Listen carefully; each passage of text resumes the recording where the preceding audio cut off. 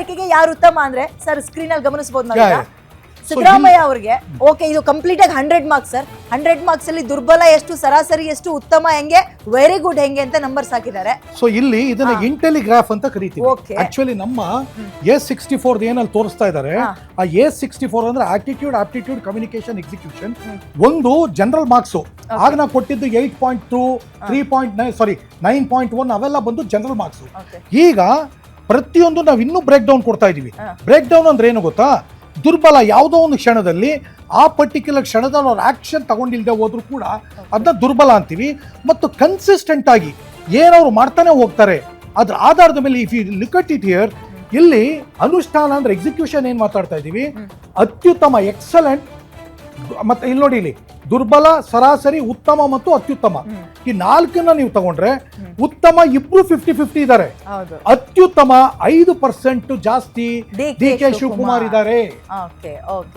ಇದು ಉದಾಹರಣೆ ಮುಖಾಂತರ ಅರ್ಥ ಮಾಡಿಸಬಹುದು ಸರ್.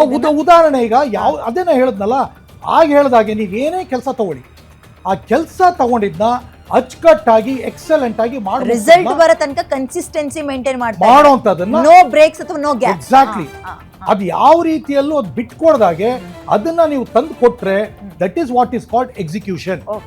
ಇಲ್ಲಿ ನಾವೇನ್ ಮಾಡ್ತಾ ಇದೀವಿ, ಇಲ್ಲಿ ನೀವು ನೋಡಿದ್ರೆ ಇಲ್ಲಿ ನೋಡಿ, ನೀವು ಅದಕ್ಕೆ ನಾನು ಹೇಳಿದ್ದು ಇಬ್ರು ಎತ್ತುಗಳೇ, ಇಬ್ರು ಪ್ರಬಲವಾದ ಸಿಂಹಗಳೇ, ಇಲ್ಲಿ ಯಾರಿಗೂ ಹೆಚ್ಚು ಡಿಫ್ರೆನ್ಸ್ ಆಕ್ಚುಲಿ ಇಲ್ಲ.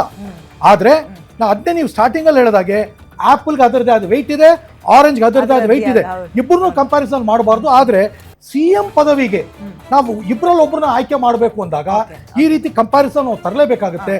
ಜನ ಏನ್ ಹೇಳ್ತಾರೆ ನಮ್ಮ ಮುಖ್ಯ ಅಲ್ಲ, ಅವ್ರ ಎಬಿಲಿಟಿಗಳು ಏನ್ ತೋರಿಸ್ತಾ ಇದೆ ಅದನ್ನ ಮಾತ್ರ ಇಲ್ಲಿ ನಾವು ಪ್ರೆಸೆಂಟ್ ಮಾಡ್ತಾ ಇದ್ದೀವಿ. ಸ್ಟ್ರಾಟಜಿಗಳಲ್ಲಿ ಸ್ವಲ್ಪ ಮಟ್ಟಿಗೆ DK ಶಿವಕುಮಾರ್ ಅವ್ರ ಕಡೆಗೆ ಆಪ್ಟಿಟ್ಯೂಡ್ ಮತ್ತು ಎಕ್ಸಿಕ್ಯೂಷನ್ ಎರಡರಲ್ಲೂ DK ಶಿವಕುಮಾರ್ ಸ್ಲೈಟ್ಲಿ ಮುಂದಿರೋದಂತೂ ನಿಜ.